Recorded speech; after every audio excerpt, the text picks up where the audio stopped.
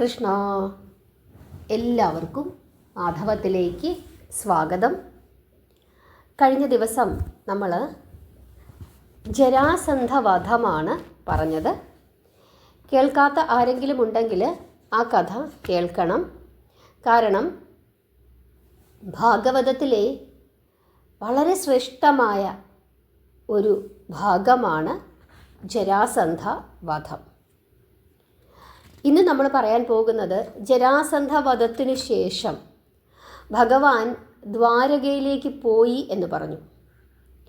അതായത് യുധിഷ്ഠിരനോട് യാത്ര പറഞ്ഞിട്ടാണ് ദ്വാരകയിലേക്ക് പോയത്. പിന്നീട് രാജസൂയ യജ്ഞത്തിനുള്ള ഒരുക്കങ്ങളാണ്. അതിനുശേഷം എന്ത് സംഭവിച്ചു എന്നുള്ളത് നമുക്കൊന്ന് നോക്കാം. കാരണം ഇന്നത്തെ കഥാഭാഗം ഭഗവാൻ ശ്രീകൃഷ്ണൻ തൻ്റെ വിശ്വരൂപം എടുക്കാനുള്ള ഒരു ശ്രമം, ആ ഒരു ശ്രമത്തിലേക്ക് ഭഗവാൻ കടക്കുന്ന ആ ഒരു ഭാഗമാണ്. ഒരു നിമിഷം എല്ലാവരും അങ്ങനെ ചിന്തിച്ചു പോയിട്ടുണ്ട്, ഭഗവാൻ യഥാർത്ഥ സ്വരൂപം കൈക്കൊള്ളുകയാണോ എന്നുള്ളത്. എന്തിനു വേണ്ടിയിട്ടായിരുന്നു ഭഗവാൻ അങ്ങനെ ഒരു ശ്രമം നടത്തിയത് എന്നുള്ളതാണ് ഇന്ന് നമ്മൾ നോക്കുന്നത്. അതുകൊണ്ട് തന്നെ വളരെ ശ്രദ്ധയോടുകൂടി, ഭക്തിയോടുകൂടി, ക്ഷമയോടുകൂടി ഇരുന്ന് ഭഗവാന്റെ അനുഗ്രഹം ലഭിക്കണമേ എന്ന് പ്രാർത്ഥിച്ചുകൊണ്ട്, ഭഗവാൻ എപ്പോഴും നമ്മുടെ കൂടെ ഉണ്ടായിരിക്കണമേ എന്ന് പ്രാർത്ഥിച്ചുകൊണ്ട് ക്ഷമയോടുകൂടി ഇരുന്ന് ഈ കഥ അവസാനം വരെ കേൾക്കണം. അങ്ങനെ 4 ദിക്കുകളിലേക്കും അനുജന്മാർ പോയിരുന്നു.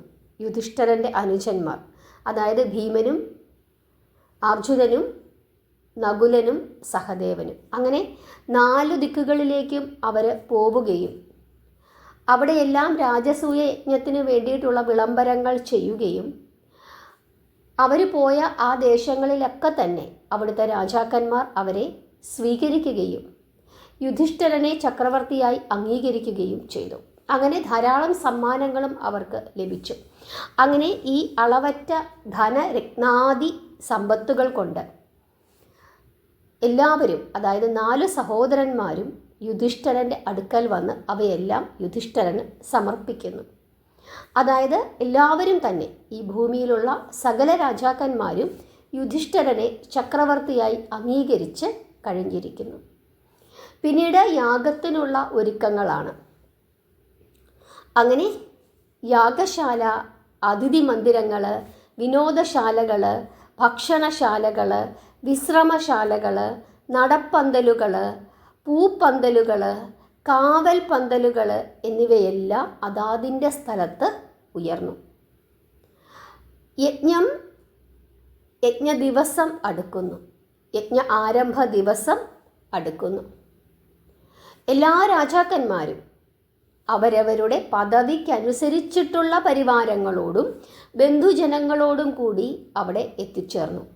പാഞ്ചാലം, വിരാടം, വിദർഭം, മാന്ദ്രം, മഗധം, മാളവം, കൊങ്കണം, കോസലം, കേകയം, കപിലം, കാശി, നൈഷധം, അവന്തി, അയോധ്യ, അംഗം, വംഗം, കലിംഗം, സിന്ധു, ഛേദി, ചോളം, പാണ്ഡ്യം, ലങ്ക തുടങ്ങിയ എല്ലാ സ്ഥലങ്ങളിൽ നിന്നും രാജാക്കന്മാർ അവിടെ എത്തിച്ചേർന്നു.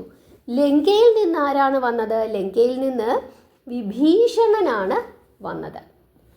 ഹസ്തിനപുരത്തിൽ നിന്ന് ധൃതരാഷ്ട്രരും ഗാന്ധാരിയും ദുര്യോധനനും, അങ്ങനെ എല്ലാവരും അവിടെ എത്തിച്ചേർന്നു. അവരുടെ പത്നിമാരെത്തിച്ചേർന്നു.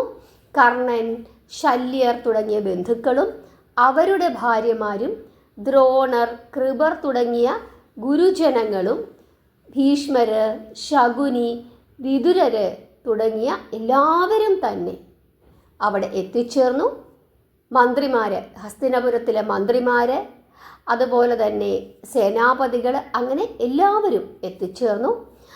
മഗധ രാജാവായ ജരാസന്ധൻ്റെ കാരാഗൃഹത്തിൽ കിടന്നിരുന്ന ചെറിയ രാജാക്കന്മാർ, അവർ മുഴുവനും അവിടെ എത്തിച്ചേർന്നു. കാരണം അവരെ എല്ലാം കൃഷ്ണൻ പ്രത്യേകമായി ആ സമയത്ത് ക്ഷണിച്ചിട്ടുണ്ടായിരുന്നു. വേദവ്യാസൻ, പരാശരൻ, പൈലൻ, സുമന്തു, ധൗമ്യൻ, ഭരദ്വാജൻ, ഗൗതമൻ, കണ്വൻ, അങ്കിരസ്, ദേവലൻ, മൈത്രേയൻ, കശ്യപൻ, അഗസ്ത്യൻ, ഗർഗൻ, വസിഷ്ഠൻ, നാരദൻ തുടങ്ങിയ ബ്രഹ്മർഷിമാരും മഹർഷി പുങ്കവന്മാരും എല്ലാവരും തന്നെ അവരുടെ പരികർമ്മികളും യാഗഹോത്രികളും എല്ലാവരും എത്തിച്ചേർന്നു. മന്ത്രജപത്തിന് വേണ്ടി ധാരാളം ബ്രാഹ്മണരും അവിടെ എത്തിച്ചേർന്നു. ദ്വാരകയിൽ പോയി അർജുനനാണ് എല്ലാവരെയും പ്രത്യേകം ക്ഷണിച്ചത്. അതനുസരിച്ചിട്ട് കൃഷ്ണനും പത്നിമാരും, ബലരാമനും രേവതിയും, ദേവകിയും വസുദേവരും, ഉഗ്രസേനനും പ്രദ്യുമ്നനും സാമ്പനും തുടങ്ങിയ കൃഷ്ണപുത്രന്മാരും, സാത്യകി, സത്യകൻ, സാരണൻ, കൃതവർമാവ് തുടങ്ങിയ യാദവ പ്രമുഖന്മാരും, ഉദ്ധവർ, അക്രൂരൻ തുടങ്ങിയ മന്ത്രിമാരും, സേനാപതികളും മറ്റ് പൗരപ്രമാണികളായ യാദവന്മാരും, ഭോജന്മാരും, മഹർഷികളും മഹാബ്രാഹ്മണരും അടങ്ങിയ ഒരു വലിയ യാദവ സമൂഹം തന്നെ രഥങ്ങളിലും പല്ലക്കുകളിലും ഒക്കെ കയറി യഥാകാലം ഇന്ദ്രപ്രസ്ഥത്തിൽ എത്തിച്ചേർന്നു. എല്ലാവരെയും സന്തോഷത്തോടു കൂടി യുധിഷ്ഠിരൻ സ്വീകരിച്ച് ആനയിച്ച് ആലയങ്ങളിൽ താമസിപ്പിക്കുകയും ചെയ്തു. കൃഷ്ണപത്നിമാരെയും ദേവകി, രോഹിണി തുടങ്ങിയ മാതൃജനങ്ങളെയും പാഞ്ചാലി സന്തോഷത്തോടു കൂടി എതിരേറ്റ് സ്വീകരിച്ചു. അങ്ങനെ എല്ലാ ജനങ്ങളെയും കൊണ്ട് ആ യാഗഭൂമി അങ്ങനെ നിറഞ്ഞു കവിഞ്ഞു. അന്തഃപുരത്തിൻ്റെ ചുമതല ദ്രൗപദിക്കായിരുന്നു. എല്ലാ കാര്യങ്ങളും ഭഗവാനോട് ആലോചിച്ചുകൊണ്ട് യുധിഷ്ഠിരൻ പ്രവർത്തിച്ചു. എവിടെ നോക്കിയാലും കൃഷ്ണനുണ്ട്. 1000 കൃഷ്ണന്മാരുടെ സാന്നിധ്യമുള്ളതുപോലെ കാണികൾക്ക് തോന്നുകയും ചെയ്തു. അങ്ങനെ എല്ലാം വേണ്ടവണ്ണം ഏർപ്പാട് ചെയ്തതിനു ശേഷം യുധിഷ്ഠിരൻ ഭീഷ്മാദി ഗുരുജനങ്ങളുടെയും കൃഷ്ണൻ്റെയും മുനി പുങ്കവന്മാരുടെയും ആശീർവാദത്തോടു കൂടി പത്നി സമേതം യാഗദീക്ഷ ആചരിക്കുകയും അടുത്ത ദിവസം പ്രഭാതത്തിൽ എല്ലാ ഗ്രഹങ്ങളും ശുഭരാശികളിൽ നിൽക്കുന്ന ദിവ്യമുഹൂർത്തത്തിൽ മന്ത്രസിദ്ധി വരുത്തിയ യജ്ഞഹോത്രികളായ 16 വൈദിക ശ്രേഷ്ഠന്മാരും ഋത്തുക്കളായ ഋഷീശ്വരന്മാരോടും ചേർന്ന് മംഗളവാദ്യ ഘോഷങ്ങളും ശംഖുനാദങ്ങളും മുഴക്കിക്കൊണ്ടിരിക്കെ യാഗകർമ്മങ്ങൾ ആരംഭിക്കുന്നു. ഹരേ കൃഷ്ണ, നിങ്ങളെല്ലാവരും ആ യാഗശാലയിൽ ഇപ്പോൾ ഉണ്ട് എന്ന് വേണം നിങ്ങളുടെ മനസ്സിൽ ചിന്തിക്കുവാൻ. കണ്ണടച്ച് ഒരു നിമിഷം നിങ്ങൾ ആ യാഗശാലയിൽ ഇരിക്കുന്നതായി നിങ്ങളുടെ മനസ്സിലേക്ക് കൊണ്ടുവരണം. ഇനി നടക്കാൻ പോകുന്ന കാഴ്ചകളൊക്കെ നിങ്ങൾ മനസ്സിൽ കാണണം. കാരണം ഒരു വലിയ കാഴ്ച അവിടെ സംഭവിക്കാനായിട്ട് പോവുകയാണ്. അങ്ങനെ യജ്ഞം ആരംഭിച്ചു. ഭഗവാൻ ശ്രീകൃഷ്ണൻ എല്ലാത്തിൻ്റെയും മേൽനോട്ടം വഹിക്കുന്നു. അങ്ങനെ വിശിഷ്ടവും വിപുലവുമായ വിധം നടന്നുകൊണ്ടിരിക്കുന്ന ധർമ്മപുത്രരുടെ രാജസൂയ യജ്ഞം 34 മാസം നീണ്ടുനിന്നു.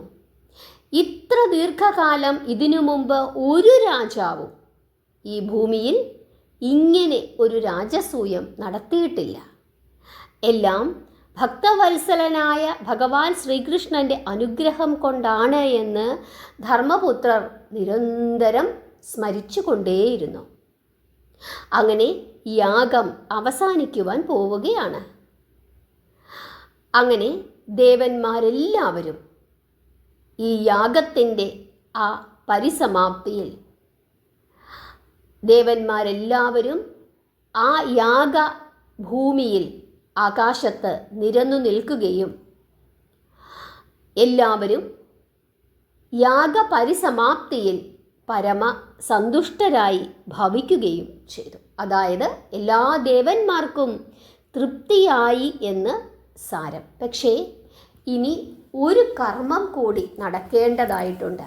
അതായത് യജ്ഞം പൂർത്തിയാകണമെങ്കിൽ അഗ്രപൂജ കൂടി നടക്കണം. ആരാണ് അഗ്രപൂജയ്ക്ക് യോഗ്യനെന്ന് എല്ലാവരും പരസ്പരം അങ്ങോട്ടും ഇങ്ങോട്ടും ചോദിക്കുന്നു.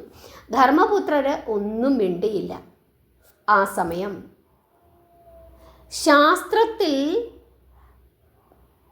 അതീവ കേമനായ സഹദേവൻ, ജ്ഞാനിയായ സഹദേവൻ മുമ്പോട്ട് വരികയും എല്ലാവരും കേൾക്കെ ഉറക്കെ പറയുകയും ചെയ്തു, എന്തിനാണ് ഇതിന് ഇത്രയധികം ആലോചിക്കുവാനുള്ളത്? 3 ലോകങ്ങൾക്കും ആധാരനായ നാഥനായ സാക്ഷാൽ ശ്രീനാരായണൻ്റെ തിരു അവതാരമായ ശ്രീകൃഷ്ണ പരമാത്മാവ് ഇവിടെ പള്ളി കൊണ്ടരുളുമ്പോൾ അഗ്രപൂജയ്ക്ക് അർഹനായി അദ്ദേഹത്തെക്കാൾ ശ്രേഷ്ഠനായി മറ്റാരാണ് ഉള്ളത്? വെളിച്ചത്തിനു വേണ്ടി സൂര്യനെ അന്വേഷിക്കുന്നത് പോലെയല്ലേ നിങ്ങളെല്ലാവരും ഇപ്പോൾ പ്രവർത്തിക്കുന്നത്? അതുകൊണ്ട് അഗ്രപൂജയ്ക്ക് അർഹൻ ആ സനാതനമൂർത്തി തന്നെയാണ്, അദ്ദേഹത്തെ പൂജിക്കുക എന്ന് സഹദേവൻ ഉറക്കെ വിളിച്ച് പറയുന്നു. എല്ലാവരും അതിനെ അംഗീകരിക്കുന്നു. ധർമ്മപുത്രർ ഭീഷ്മരെ ഒന്ന് നോക്കുന്നു. ഭീഷ്മർ പറയുകയാണ്, യുധിഷ്ഠിരാ, നീ എന്തിനാണ് ചഞ്ചലപ്പെടുന്നത്? അഗ്രപൂജയ്ക്ക് സർവദാ അർഹൻ വാസുദേവനായ ഭഗവാൻ ശ്രീവല്ലഭൻ തന്നെയാണ്. അങ്ങനെ ഭീഷ്മരുടെ പിതാമഹൻ്റെ അനുമതി കിട്ടിയപ്പോൾ ഉടൻ തന്നെ യുധിഷ്ഠിരൻ ഹിരണ്യപീഠത്തിൽ ശ്രീകൃഷ്ണനെ ഇരുത്തുകയും അദ്ദേഹത്തിൻ്റെ തൃപ്പാദങ്ങൾ കഴുകി പുഷ്പങ്ങൾ അർപ്പിച്ച് പൂജിക്കുകയും ചെയ്തു. ആ സമയത്ത് ആകാശത്തു നിന്ന് മംഗളവാദ്യങ്ങൾ മുഴങ്ങുകയും ദേവന്മാർ പുഷ്പവൃഷ്ടി ചെയ്യുകയും ചെയ്തു. അതിനുശേഷം യുധിഷ്ഠിരൻ ഭഗവാൻ ശ്രീകൃഷ്ണനെ സാഷ്ടാംഗം ദണ്ഡനമസ്കാരം ചെയ്യുകയും ചെയ്തു. ജയ ജയ കൃഷ്ണ, ജയ ജയ പ്രസീദ എന്നുള്ള നാമങ്ങൾ എല്ലാവരും മുറുക്കെ ജപിക്കുകയും ചെയ്തു. ആ സമയം ആ സദസ്സിൽ ഇതെല്ലാം കണ്ടുകൊണ്ട് ദേഷ്യത്തോടു കൂടി ഒരാൾ ഇരിക്കുന്നുണ്ടായിരുന്നു. ആരാണത്? അതാണ് ശിശുപാലൻ. ശിശുപാലൻ ആരാണ്? ശ്രീകൃഷ്ണ ഭഗവാന്റെ പിതാവായ വാസുദേവരുടെ സഹോദരീപുത്രനാണ് ശിശുപാലൻ. പക്ഷേ കൃഷ്ണനോട് വലിയ ശത്രുതയാണ്. കൃഷ്ണനെ ഇങ്ങനെ പൂജിക്കുന്നത് കണ്ടപ്പോൾ ശിശുപാലൻ ചാടി എഴുന്നേറ്റ് അധിക്ഷേപിക്കുകയാണ് ചെയ്തത്. നാണമില്ലേ ഈ പ്രായമില്ലാത്ത ചെറുപ്പമായ വിവരമില്ലാത്ത സഹദേവൻ പറയുന്നത് കേട്ട് ഈ കൃഷ്ണനെ ഇങ്ങനെ പൂജിക്കുവാൻ ഇവൻ എന്തറിവാണ് ഉള്ളത്? എന്തു യോഗ്യതയാണ് ഇവനുള്ളത്? അതെങ്ങനെയാണ്? തന്ത നോക്കി നിൽക്കേ മറ്റുള്ളവരെ പ്രാപിച്ചു നേടിയെടുത്ത പിഴച്ച സന്തതികളായ ഈ നാണം കെട്ട പാണ്ഡവർ ഇതല്ല ഇതിനപ്പുറവും ചെയ്യും. പിറവിയിൽ പിഴച്ചു പോയാൽ പിന്നെ ഇവർക്ക് അഭിമാനമുണ്ടാകുമോ? മഹാന്മാരായ രാജാക്കന്മാരെ ക്ഷണിച്ചു വരുത്തി ഇത്രത്തോളം അപമാനിക്കുമെന്ന് ആര് വിചാരിച്ചു? യോഗ്യന്മാരായ അനവധി രാജാക്കന്മാരും മഹർഷിമാരും ഈ സദസ്സിലിരിക്കെ അവരെയെല്ലാം അവഗണിച്ചുകൊണ്ട് കള്ളനായ ഒരു ഇടയൻ്റെ കാലു കഴുകി അവന് പൂജ നൽകിയതോർക്കുമ്പോൾ ഈ യാഗത്തിൻ്റെ പരിശുദ്ധി ഇത് ചെയ്തവർ തന്നെ നശിപ്പിച്ചിരിക്കുന്നു. കള്ളനും സ്ത്രീലമ്പടനുമായ ഇവൻ മൂലം 34 മാസം നീണ്ടുനിന്ന ഈ യാഗം ഫലമില്ലാതെയായിരിക്കുന്നു. കഷ്ടം, അപമാനം, ഇതെല്ലാവർക്കും അപമാനമാണ്. ഇത്ര ഉന്നതമായ അഗ്രപൂജ അർപ്പിക്കുവാൻ ഈ അധമനിൽ എന്തു യോഗ്യതയാണ് നിങ്ങൾ കണ്ടത്? ഒന്നുകിൽ ബ്രാഹ്മണ്യം വേണം, അല്ലെങ്കിൽ രാജത്വം വേണം. ഇനി ഇവ രണ്ടുമില്ലെങ്കിൽ കുലമഹിമയെങ്കിലും വേണം. ഇവന് ഇതിലേതെങ്കിലും ഒന്നുണ്ടോ? വെറും തട്ടിപ്പും കൊണ്ട് നടക്കുന്ന മായാവി. ഇവൻ്റെ യോഗ്യതകൾ കേട്ടാൽ കേൾക്കുന്നവർക്ക് പോലും നാണക്കേട് തോന്നും. ഏതു സ്ത്രീയെ കണ്ടാലും പ്രായമോ തരമോ നോക്കാതെ ഭോഗിക്കുന്ന ഒരു കാമലമ്പടനാണിവൻ. കൂനു പിടിച്ച കുബ്ജ കിളവിയെപ്പോലും ഇവൻ വെറുതെ വിട്ടിട്ടില്ല. ഗോപസ്ത്രീകളെ മുഴുവൻ കബളിപ്പിച്ചു, അവരെ നശിപ്പിച്ചു. ഒടുവിൽ അവർക്ക് കണ്ണീരും കയ്യുമാണ് ഇന്ന് ഫലം. അവരെ ഇവൻ ആട്ടി ഓടിച്ചു. കുളിച്ചുകൊണ്ട് നിന്ന പെണ്ണുങ്ങളുടെ കുറെ തുണി വാരിയെടുത്ത് രസിച്ചു ഇവൻ. അങ്ങനെ എന്തെല്ലാം തോന്നിയവാസങ്ങളാണ് ഇവൻ ചെയ്തത്. മുല കൊടുക്കുവാൻ വന്ന ഒരു പാവം സ്ത്രീയെ ഇവൻ കൊന്നുകളഞ്ഞു. സ്ത്രീഘാതകനാണിവൻ, പരമദുഷ്ടനാണ്. വളർത്തിയ അമ്മയെയും അച്ഛനെയും മറന്ന് നന്ദി കെട്ടവനാണിവൻ. ഇപ്പോൾ ഈ വിഡ്ഢികളായ പാണ്ഡവരോട് ഇവൻ അടുത്തു കൂടിയിരിക്കുന്നത് അവരുടെ ഭാര്യയായ പാഞ്ചാലിയെ കണ്ടിട്ടു തന്നെയാണ്. അവൾക്കതിനൊന്നും പ്രശ്നമുണ്ടാവുകയില്ല. കാരണം അവൾക്ക് 5 ഭർത്താക്കന്മാരുണ്ടല്ലോ. ഇനി ഒന്നും കൂടി ആയാലും അവൾക്ക് ഒന്നും സംഭവിക്കാനില്ല. ഇങ്ങനെയൊക്കെ പറഞ്ഞ് ഈ ശിശുപാലൻ അങ്ങനെ ആക്ഷേപിക്കുകയാണ്. എട്ടും പൊട്ടും തിരിയാത്ത സഹദേവന്റെ അഭിപ്രായത്തിന് സമ്മതം മൂളിയ ഈ വൃദ്ധന്മാരായ ഭീഷ്മരുടെ ബുദ്ധിയും കെട്ടുപോയോ? ഇങ്ങനെയൊക്കെ ചോദിക്കുകയാണ്. ഇങ്ങനെയുള്ള ഇവൻ്റെ ഈ അഹങ്കാര വർത്തമാനങ്ങൾ കേട്ടപ്പോൾ പെട്ടെന്ന് തന്നെ അർജുനൻ ചാടി എഴുന്നേറ്റിട്ട് നിർത്തടാ നിന്റെ പേവാക്കുകൾ എന്ന് പറഞ്ഞ് അലറുകയാണ്. പെട്ടെന്ന് തന്നെ അർജുനനുമായി യുദ്ധം ചെയ്യാൻ ശിശുപാലൻ തയ്യാറാകുന്നു. അവിടെ ഒരു യുദ്ധമുണ്ടായാൽ ആ യാഗശാലയ്ക്ക് പരിശുദ്ധിക്കുറവുണ്ടാകും എന്ന് ശ്രീകൃഷ്ണൻ ധരിക്കുകയും പെട്ടെന്ന് തന്നെ കൃഷ്ണൻ എഴുന്നേൽക്കുകയും ചെയ്തു. ഹരേ കൃഷ്ണ. ഭഗവാന്റെ കണ്ണുകൾ തീക്കട്ട പോലെ ചുവന്നു. കായാമ്പൂ നിറം കവർന്ന തിരുവുടൽ ആപാദമസ്തകം വിറയ്ക്കുന്നു. 1000 സൂര്യന്മാർ ഉദിച്ചുയർന്നതുപോലെ ഭഗവാന്റെ ആ ശരീരം അങ്ങനെ തീക്കട്ട പോലെ ചുവന്നു. ആർക്കും ഭഗവാന്റെ നേർക്ക് നോക്കാൻ പറ്റാത്ത ഒരു സ്ഥിതിവിശേഷം. കണ്ണഞ്ചി പോവുകയാണ്. വലിയൊരു ഭാവവ്യത്യാസമാണ് എല്ലാവർക്കും കാണാനായിട്ട് സാധിച്ചത്. ഭഗവാന്റെ ഈ ഭാവപകർച്ചകൾ കണ്ടിട്ട് മാമുനികളും മഹാബ്രാഹ്മണരും എഴുന്നേറ്റു നിന്ന് കൈകൂപ്പുന്നു. വിശ്വംഭരൻ്റെ വിശ്വരൂപം ദൃശ്യമാവുകയാണോ എന്നുപോലും മുനിമാർ ആശങ്കപ്പെട്ടു. യുധിഷ്ഠിരൻ ഭയപ്പെട്ടിട്ട് യുധിഷ്ഠിരൻ ഭീഷ്മരോട് ചോദിക്കുകയാണ്, മുത്തച്ഛ, ഭഗവാനിൽ കാണുന്ന ഈ ഭാവവ്യത്യാസം അതെന്താണ്? കണ്ടിട്ട് ഭയമാകുന്നു എന്ന് യുധിഷ്ഠിരൻ ഭീഷ്മരോട് പറയുന്നു. അപ്പോൾ ശന്തനുവിൻ്റെ പുത്രൻ ഭീഷ്മര് ശാന്തനായി പറയുകയാണ്, ധർമ്മരാജ, ദേഷ്യം വന്നപ്പോൾ ഭഗവാനുണ്ടായ ഒരു അവസ്ഥാ വിശേഷമാണിത്.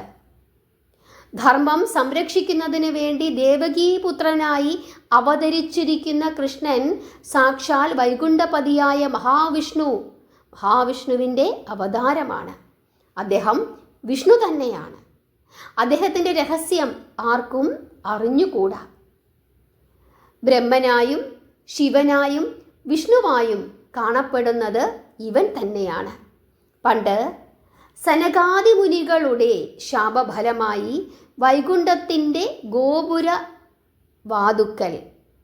ഗോപുര ദ്വാരപാലകരായിരുന്ന ജയവിജയന്മാർ 3 ജന്മം അസുരന്മാരായി ജനിച്ച് ഭഗവാന്റെ കയ്യാൽ മരണം പ്രാപിച്ച് മുക്തിയടയണം എന്നുള്ള ശാപത്തോടുകൂടി ഹിരണ്യാക്ഷനായും ഹിരണ്യകശിപുവായും രാവണനായും കുംഭകർണനായും പിറന്ന് ഭഗവാനാൽ വധിക്കപ്പെട്ടു.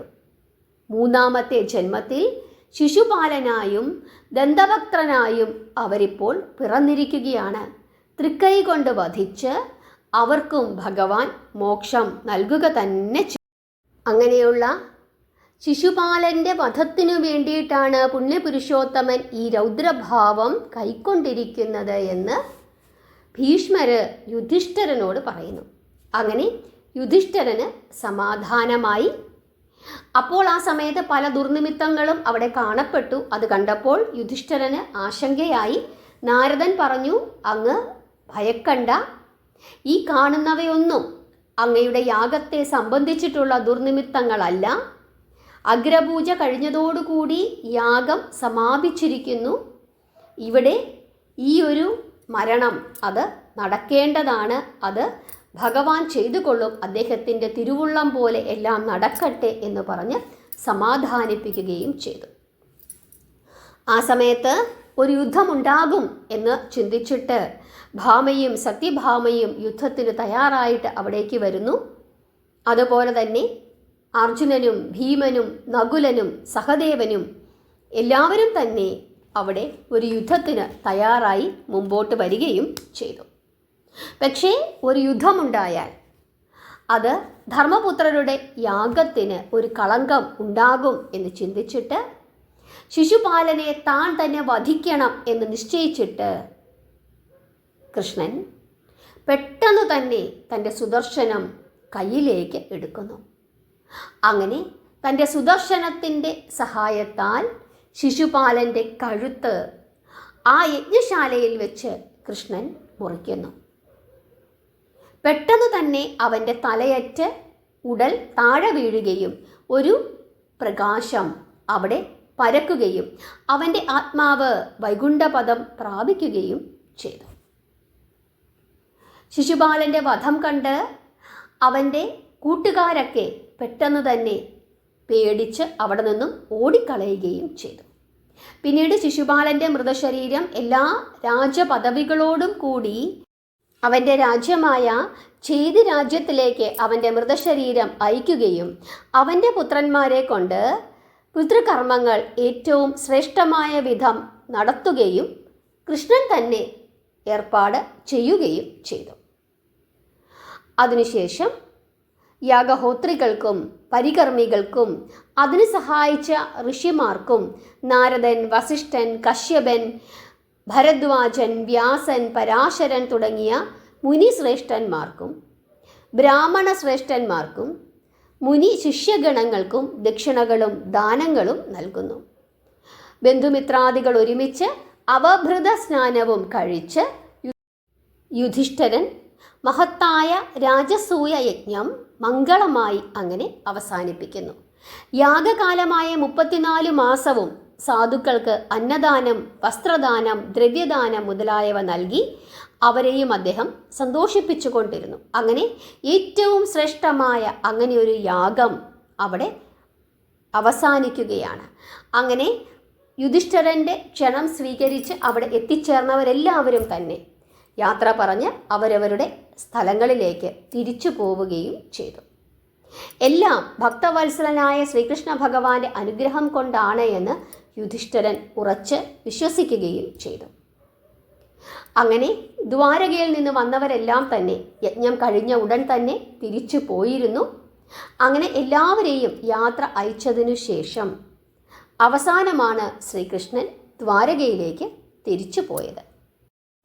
ഈ യജ്ഞത്തിന് വന്ന ദുര്യോധനനും കൂട്ടുകാർക്കും ശകുനി മുതലായ ബന്ധുക്കൾക്കും എല്ലാവർക്കും തന്നെ യുധിഷ്ഠിരൻ്റെ, അതായത് പാണ്ഡവരുടെ ഇത്തരത്തിലുള്ള ഐശ്വര്യം കണ്ടിട്ട് അസൂയ ഉണ്ടാവുകയും അസൂയയോടുകൂടിയാണ് അവർ തിരിച്ച് ഹസ്തിനപുരിയിലേക്ക് പോയതും.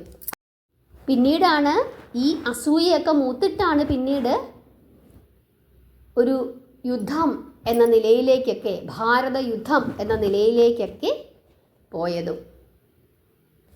എല്ലാവർക്കും ഭഗവാന്റെ ഇന്നത്തെ കഥ ഇഷ്ടപ്പെട്ടു എന്ന് വിശ്വസിക്കുന്നു. ഭഗവാൻ തൻ്റെ വിശ്വരൂപം പൂണ്ട് വധിച്ചത്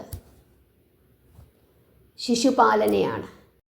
വസുദേവരുടെ ഒരു സഹോദരീ പുത്രൻ തന്നെയാണ് ശിശുപാലനും. ജയവിജയന്മാരുടെ ആ ശാപകഥയൊക്കെ ഇതിനു മുമ്പ് ഞാൻ പറഞ്ഞിരുന്നു. മാധവം സ്ഥിരമായി കേൾക്കുന്ന എല്ലാവർക്കും ആ കഥയൊക്കെ അറിയാവുന്നതായിരിക്കാം. അറിയാൻ സാധിക്കാത്ത ആളുകൾ ആരെങ്കിലും ഉണ്ടെങ്കിൽ നിങ്ങൾ കമൻ്റ് ഇട്ടുകൊള്ളുക. ഒരു ദിവസം ഞാൻ ആ കഥ നിങ്ങൾക്ക് പറഞ്ഞു തരാം. ദ്വാപരയുഗത്തിൻ്റെ അവസാന കാലഘട്ടമാണ്. ഭഗവാൻ ശ്രീകൃഷ്ണൻ സ്വർഗാരോഹണത്തിന് തയ്യാറെടുത്തുകൊണ്ടിരിക്കുന്ന കാലഘട്ടമാണ്. അതുകൊണ്ട് തന്നെ ഇനിയുള്ള ഭാഗങ്ങളെല്ലാം വളരെ ശ്രദ്ധയോടുകൂടി ക്ഷമയോടുകൂടി ഇരുന്ന് എല്ലാവരും കേൾക്കണം. മാധവത്തിൻ്റെ കൂടെ ഇരുന്ന് എല്ലാ ദിവസവും ഭഗവാന്റെ കൂടെ സഞ്ചരിക്കണം. നാമം ജപിക്കുക, പ്രാർത്ഥിക്കുക. ഭഗവാന്റെ അനുഗ്രഹം എല്ലാവർക്കും ഉണ്ടാകട്ടെ. ഹരേ കൃഷ്ണ.